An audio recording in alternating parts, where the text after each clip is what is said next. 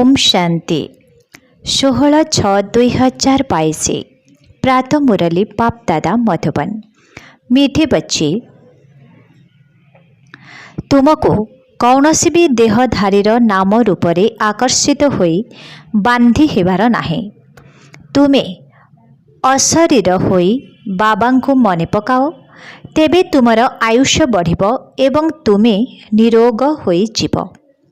आजिर प्रश्न, ज्ञानी पिलामानंकर मुख्य लक्षण गुड़िक कौन होइथिबो? उत्तर, जो माने ज्ञानी आत्मा से माने प्रथमे निजको ज्ञान को जो माने ज्ञानी आत्मा से माने प्रथमे निजे ज्ञान को धारणा करिबे, तापरे अन्य मानंकु कराइबे। बाबांक ठारो बुद्धि रूपी बादल भरी ज्ञानर वर्षा करिबे। पाठ पढ़ा समय रे से माने हाई मारिबे नाही। ब्राह्मणी मानंकर दायित्व हेला मधुबन को सेही मानंकु ही नेई करी आसीबे, जो माने कि एठारे भरपूर होए निज निज स्थान को जाई वर्षा करिबे अर्थात सेवा करिबे। दुई रे एठाकु सेही माने आसीबा दरकार जो माने कि भल भावरे जोगयुक्त स्थिति रे रही वायुमंडल को शक्तिशाली करिबारे सहयोग करिबे। कौनसी प्रकारर विघ्न पकाइबे नाही। एठारे चतुर्दिगरे बहुत शांति रहिबा दरकार। कौनसी प्रकारर शब्द न हेबा उचित। गीत ओम नमः शिवाय। ओम शांति। ओम शांतिर अर्थ तो बुझाई ना। बाबा कहउछंती आत्मा एवं परमात्मा उभय शांत स्वरूप। जेपरी बाप सेहीपरि पिलामाने। तेणु बाबा पिलामानंकु बुझाउछंती जे तुमे तो शांत स्वरूप ही अट। बाह्य जगतरु कौनसी शांति मिली न थाए। एहा रावण राज्य अटे ना। वर्तमान एही समय रे केवल तुमे निजर बाबांकु मने पकाओ। मो एहांक शरीर रे विराजमान करिछि। तुमको जो मत देछि सेही अनुसारे चलो। बाबा कौनसी भी नाम रूप रे फसाउ नाहांती। एही नाम रूप हेउछि बाह्य रूप। एही रूप रे तुमर फसिबार नाही। सारा दुनिया नाम रूप रे फसाउछि। बाबा कहउछंती एमानंकर नाम रूप अछि, एमा एहांकु मने पकाओ नाही। निजर पितांकु मने पकाओ, तेबे एहा द्वारा तुमर आयुष्य भी बढ़िब, तुमे निरोगी मध्य हेब। लक्ष्मी नारायण मध्य तुम परि थिले, केवल सज्जित होई रहुथिले। एपरि नुहे जे छात पर्यंत लंबा चौड़ा थिले। मनुष्य तो मनुष्य ही होई थांती। तेणु बाबा कहउछंती कौनसी भी देहधारी को मने पकाइबार नाही। देह को भूलिबार अछि। निजको आत्मा बोली भाव। एही शरीर तो छाड़िबा को ही पड़िबो। द्वितीय कथा, कौनसी प्रकारर भूल कर नाही। विकर्मर बोझ तुम मुंड उपरे बहुत रहिछि। बहुत बड़ बोझ रहिछि। एकमात्र बाबांकर स्मृति बिना ए सबु कम होई पारिबो नाही। बाबा बुझाइछंती जे जिए सबुठारो उच्च पवित्र हेउछंती, सिए पुणी सबुठारो अधिक पतित हेउछंती। एथिरे आश्चर्य हेबार किछि कथा नाही। निजको देखिबाकु हेबो। बाबांको बहुत मने पकाइबाकु पड़िबो। जेते दूर संभव बाबांको मने पकाओ। एहा बहुत सहज अटे। जिए कि एते स्नेही बाबा अटंती, तांको बसिबा उठिबा समय रे स्मरण करिबाकु हेबो। जाहाको समस्ते डाकुछंती हे पतित पावन आस, किंतु तांको प्रति गभीर स्नेह रहु नाही। स्नेह निजर स्वामी पिला आदिंक सहित रही थाए। केवल मुखरु कही थांती जे पतित पावन आस। बाबा कहउछंती पिलामाने मो कल्प कल्प कल्पर संगम जुगरे आसुछि। रुद्र ज्ञान यज्ञर गायन मध्य रहिछि। कृष्ण तो हेउछन्ति सत्य जुगर राजकुमार। सीए पुणे सेही नाम रूप देश काल व्यतीत आउ केबे आसी पारिबे नाही। नेहरू सेही रूपरे सेही पोजिशन रे पुणे कल्प परे आसिबे। सेहीपरि श्रीकृष्ण मध्य सत्य जुगरे आसिबे। तांकर चरित्र बदली पारिब नाही। एही यज्ञर नाम ही हेउछि रुद्र ज्ञान यज्ञ, राजस्व अश्वमेध यज्ञ। राजत्व पाइबा पाई बलि चढ़िबा अर्थात तांकर हेबा। जदि बाबांकर होइछ तेबे केवल तांको ही मने पकाइबाकू पड़िबो। हद्रु अर्थात पारलौकिकरू संपर्क तुटाई बेहद अर्थात लौकिक पितांक सहित जोड़िबाकू हेबो। इए सबुठारू बड़ बाबा अटंती। तुमे जानिछ बाबा आसी कौन देउछन्ति। बेहद्र बाबा तुमको बेहद्र वर्षा देउछन्ति जहा अन्य केही देई परिबे नाही। मनुष्य तो परस्पर को मारी काटी चलीछन्ति। आगरू कौन एसबु हेउथिला। तुमे जानिछ बाबा पुणी थरे आसिछन्ति।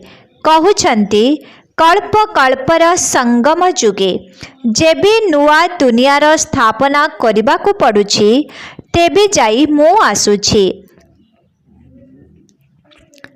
मागुछन्ति मध्य नुआ दुनिया नुआ रामराज्य हेउ। सेठारे सुख संपत्ति सबु अछि। झगड़ा करिला वाला केही नाहांते। शास्त्र गुड़िकरे तो सत्य जुग त्रेता को मध्य नर्क करि देइछन्ति। एहा भूल कथा ना। सेमाने असत्य सुनाउछन्ति। बाबा आमको सत्य कथा सुनाउछन्ति। बाबा कहउछन्ति तुमे मोते सत्य कहूछ ना काहेकि ना मु आसी तुमको सत्य कथा सुनाउछि जे 5000 वर्ष पूर्वरु भारत रे कहार राज्य थिला। पिलामाने जानिछन्ति वास्तव रे 5000 वर्ष पूर्वरु एही लक्ष्मी नारायणंकर राज्य थिला। कहउछन्ति मध्य ख्रीष्ट आसिबार 3000 वर्ष पूर्वरु भारत स्वर्ग थिला। सीधा सड़क हिसाबत रहिछि। कहउछन्ति कल्पर आयुष एते काहेकि देइछन्ति। अरे हिसाब कर ना। ख्रीष्ट जीवार एते समय हेलाणी। जुग तो 4टी रहिछि। अधा कल्प दिन अधा कल्प रात्रि हेउछि। तेबे बुझाइला बाला बहुत चतुर हेबा दरकार। बाबा बुझाउछन्ति पिलामाने काम विकार महाशत्रु। भारतवासी ही देवता मानंकर महिमा गायन करि थांती। सर्वगुण संपन्न 16 कला संपूर्ण संपूर्ण निर्विकारी। पुणे 16108 राणे केउठारु आसिले। तुमे जानिछ वर्तमान कौनसी भी धर्मशास्त्र नाही। धर्मशास्त्र ताकू कुहा जाए जहाकू धर्मस्थापक उच्चारण करिथिबे। धर्मस्थापकंक नाम रे शास्त्र रचना होईछि। एबे तुमे माने नुआ दुनिया को जाउछ। ए सबु पुराणा तमो प्रधान अटे। सेथिपाई बाबा कहउछन्ति पुराणा जिनिसरो बुद्धि हटाई मोती मने पकाओ तेबे तुमर विकर्म विनाश हेबो। तुमे भूल करुछ तेणु बाबा बुझुछन्ति एहांकर भाग्य ही एहिपरि। किंतु तांकु मने पकाइबा बहुत सहज कथा। कौन एकथा तुमे बुझी पारु नाह। मोहर डोरी सबुआडु तुटाई एकमात्र बाबांकु मने पकाओ। 21 जन्म पाए पुणी तुमको कौनसी दुख हेब नाही ना तुमे कुब्जा आदि हेब। सेठारे तो बुझिबे जे बास एही आयुष पूरा हेला गोटिए शरीर छाड़ी आउ गोटिए नेबाकू हेब। जेपरि सर्पर उदाहरण रहिछि बाबा जीवजंतुर उदाहरण देउछन्ति। निश्चित सेमाने जानि पारुथिबे वर्तमान समयर मनुष्य मानक ठारू अधिक बुद्धि जीवजंतुंकर होइथाए। भ्रमरीर उदाहरण मध्य एठाकार अटे। कीट को किपरि नहीं आसुछि, एबे तुमर सुखर दिन आसुछि। माता कन्या माने कहउछंती आमे पवित्र रहुछु, सेथिपाई तो बहुत माड़ खाइबाकू पडुछि। हाँ पिला माने, किछि तो सहन करिबाकू ही हेबो। अबला मानंक उपरे अत्याचारर गायन रहिछि। अत्याचार कले जाई तो पापर घड़ी भरिबो। रुद्र ज्ञान यज्ञ विघ्न तो बहुत पड़िबो। अबला मानंक उपरे अत्याचार हेबो, ए कथा शास्त्र रे मध्य गायन रहिछि। कन्या माने कहउछंती बाबा, आजि ठारू 5000 वर्ष पूर्वरु आमे माने आपणंक सहित थिलु। आपणंक ठारू स्वर्गर वर्षा नेइथिलु, महाराणी होइथिलु। बाबा कहउछंती हाँ बच्ची, एतिकी पुरुषार्थ तो करिबाकू हेबो। शिव बाबांकू मने पकाइबाकू हेबो। एहांकू अर्थात ब्रह्मांकू नुहे, इए गुरु नुहंती। एहांकर कान मध्य शुणुछि। सीए अर्थात शिव बाबा तुमर पिता, शिक्षक, सतगुरु अटंती। संतान माने एहांक ठारू शिखी अन्य मानंकु शिखाउछंती। सीए समस्तंकर एकमात्र पिता अटंती। आमको मध्य शिखाइला बाला सीए ही अटंती। सेथिपाई बेहद्र बाबांकु मने पकाइबाकू हेबो। विष्णुंकु अथवा ब्रह्मांकु कौन पति मानंकर पति बोली कहिबा? शिव बाबांकु ही पति मानंकर पति कुहा जाए। तेबे काहेकि तांको ही पति रूपरे न मानिबा? तुमे सबु प्रथमे मूल वतन निजर बाप घर को जीव, पुणी ससुर घर को आसीब। प्रथमे शिव बाबांक पाखरे तो सलामी भरिबाकू हेबो, पुणी आसीब सत्य जुगरे। एहा केते सहज अर्थात पैसा कर कथा। बाबा सबु स्थानर पिलामानंकु देखुछंती, केउठी केही ढुलाउ नाहांती तो। ढुलाइबा हाई मारिबा द्वारा बुद्धि जोगो बाहर को गला, पुणी ताहा द्वारा वायुमंडल खराब होइथाए। काहेकि ना बुद्धि जोग बाहरे घूरी बुलुथाए ना। सेथिपाई सर्वदा बाबा कहउछंती जे एभली बादल नेई करी आस, जे कि सतेज होई जाई वर्षा करिबो। बाकी एठारे आसी कौन करिवे? एठाकू आनिला बालांक उपरे मध्य बहुत दायित्व रहिछि। केउ ब्राह्मणे बुद्धिवान अटंती, जे कि बादल भरी करी जाई वर्षा करिवे। एही मानंकु ही आनिबाकू हेबो। बाकी अन्य मानंकु आनिबारे लाभ कौन? निजे सुनी धारण करी पुणी अन्य मानंकु धारणा कराइबाकू हेबो। एथिपाई परिश्रम मध्य करिबाकू हेबो। जेउ भंडारीरु खाउछंती काल कंटक सबु दूर होई जाउछि। तेबे एठाकू सेही माने आसीबा दरकार, जे कि जोगरे मध्य रही पारिबे, नचेत वायुमंडल को खराब करि देई थांती। वर्तमान आहुरी खबरदार रहिबाकू हेबो। फटो आदि बाहर करिबार मध्य कौनसी कथा नहीं। जेते दूर संभव बाबांकर स्मृति रे रही योगदान देबाकू हेबो। आख पाखरे बहुत शांतिर वातावरण रहिबा दरकार। डाक्तरखाना सर्वदा बाहरे एकांतरे थाए, जेमिति कौनसी बाह्य शब्द न शुभे। रोगी को शांतिर वातावरण दरकार होइथाए। तुमको निर्देश मिलुछि, तेणु सेही शांति रे रहिबाकू हेबो। बाबांकु मने पकाइबा एहा हेउछि प्रकृत शांति। बाकी सबु कृत्रिम। सेमाने कहिथांती जे 2 मिनिट डेड साइलेंस अर्थात नीरवरे रुह, किंतु सेही 2 मिनिट जना नहीं बुद्धि कुआडे कुआडे रही थाए। जन को भी प्रकृत शांति मिली न थाए। तुमे शरीर रु अलगा होई जिवो। मु हेउछि आत्मा, एहा हेउछि निजर स्वधर्म रे रहिबा। बाकी अणनिश्वासी होई शांत होई रहिबा एहा प्रकृत शांति नुहे। कहउछंती 3 मिनिट साइलेंस, अशरीरी हुआ। एपरी आउ कहार शक्ति नाही जे कि कहि पारिबे एहा बाबांकर ही महाभाग्य।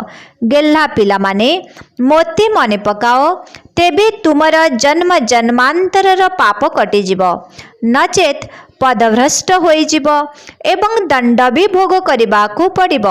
शिव बाबांकर निर्देश अनुजाई चालिबारे ही कल्याण रहिछि। बाबांको सर्वदा स्मरण करिबाकू हेबो। जेते दूर संभव सबुठारु प्रिय बाबांको मने पकाइबाकू हेबो। छात्र को निजर शिक्षकंकर सम्मान रखिबाकू हेले बहुत ख्याल रखिबाकू पड़िथाए। जदि अधिक पिला पास न हुअंती शिक्षकंकु पुरस्कार मिली न थाए। एठारे कृपा बा आशीर्वादर कथा न थाए। प्रत्येकंकु निज उपरे कृपा बा आशीर्वाद करिबाकू हेबो। छात्र माने निज उपरे कृपा करिथांती, परिश्रम करिथांती। एहा मध्य पाठ पढ़ा अटे। जेते जोग लगाइब सेते विकर्माजित हेब, उच्च पद पाइब एवं सर्वदा निरोगी हेब। मन मना भव। कृष्ण एपरी कहि परिबे नाही। एही निराकार बाबा ही कहउछंती विदेही हुआ। एहा हेउछि ईश्वरीय बेहद प्र परिवार। माता पिता भाई भौणी बस आउ कौनसी संबंध नाही। अन्य सबु संबंध गुड़िकरे चाचा मामा काका रही थांती। एठारे भाई भौणीर संबंध रहिछि। संगम व्यतीत एपरी संबंध केबे होई न थाए। जेते बेले कि आमे माता पितांक ठारू वर्षा नेउछु, तांक ठारू असरंती सुख नेउछु ना। रावण राज्य रे असरंती दुख रहिछि, राम राज्य रे पुणी असरंती सुख रहिछि। जहा पाई तुमे पुरुषार्थ करुछ। जेतिके जिए पुरुषार्थ करिथाए ताहा कल्प कल्प पाई सिद्ध होई जाई थाए। एही प्राप्ति बहुत उच्च। जिए कोटिपति पदमपति अटंती सेमानंकर सबु पैसा माटी रे मिसी जिबार अछि। टिके लड़े लागिबाकू दियो, देखिबो पुणी कौन हेउछि। बाकी कहानी रहिछि तुम पिलामानंकर। सत्य कहानी सुनी तुमे माने सत्य राष्ट्रर मालिक हेउछ। एहा तो पक्का निश्चय रहिछि ना। निश्चय हेबा बिना एठाकू केही आसी पारिबे नाही। तेणु तुमे माने कौनसी भूल करिबा उचित नुहे। तुमको बाबांक ठारू संपूर्ण वर्षा नेबाकू हेबो, जेपरी मम्मा बाबा नेउछंती। अच्छा, मीठे मीठे शिखिलधी संतान मानंक प्रति मात पिता बाप दादांकर मधुर स्नेहभरा स्मृति एवं सुप्रभात। आत्मिक पितांकर आत्मिक संतान मानंको नमस्ते। आत्मिक संतान मानंकर आत्मिक पितांको ओम शांति नमस्ते। मुख्य सार 1 नंबर, शरीर ठारू अलगा होई निजर स्वधर्म रे स्थित रहिबार अभ्यास करिबाकू हेबो। जेते दूर संभव परम प्रिय बाबांकू मने पकाइबाकू हेबो। मोहर आकर्षण को सबुआडू तुटाई देबाकू हेबो।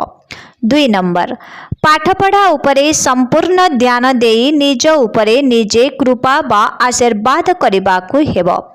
बुद्धि जोग हद्रु अर्थात लौकिक ठारू तुटाई बेहद्रे अर्थात अविनाशी सहित जोड़िबाकू हेबो।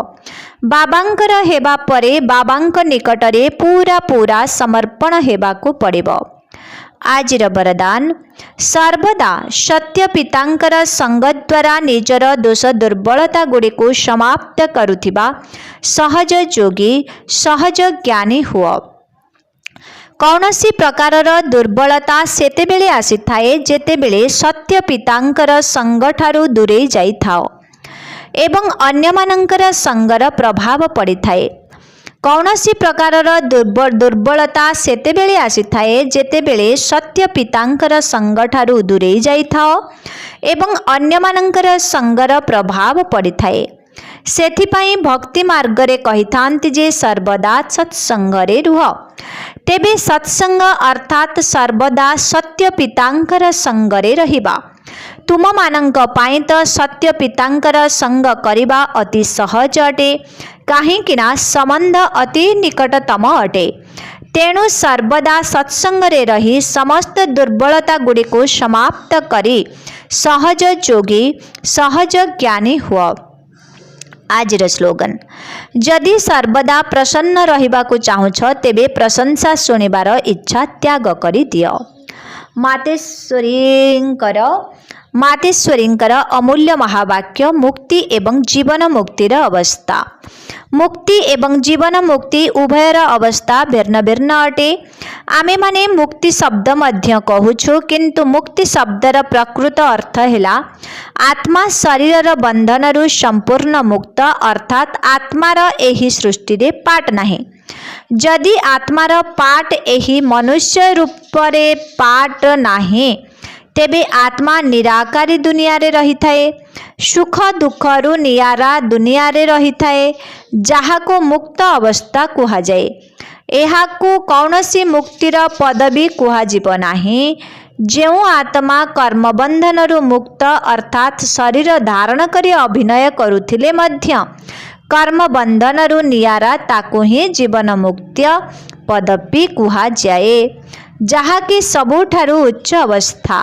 ताहा हेला आमर देवताई प्रारब्ध जहाकी वर्तमान समयर पुरुषार्थ आधार रे प्राप्त हेउछे। ताहा हेला आमर उच्च पद किंतु जेउ आत्मार पाट नाही तांकर सेही पदवी नाही।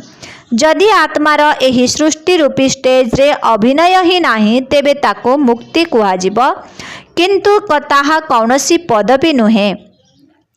एते सबु जेउ मनुष्य संप्रदाय अटंती से माने समस्ते सत्य जुग को जीवे नाही कारण सेठारे खूब कम संख्या रहिबे। तेणु जेउ माने प्रभुंक सहित जेते जोग लगाई कर्मातीत अवस्था को प्राप्त करिबे सेही माने ही देवी देवता पद पाइबे।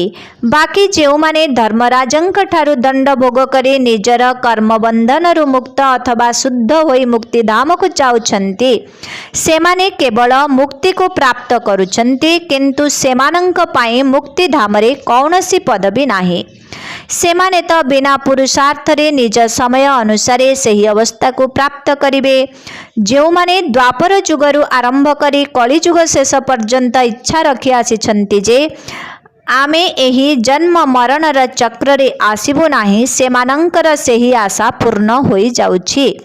अर्थात सबु आत्मा मानंकु भाया मुक्तिधाम देई अवश्य अतिक्रम करिबाकु हेबो।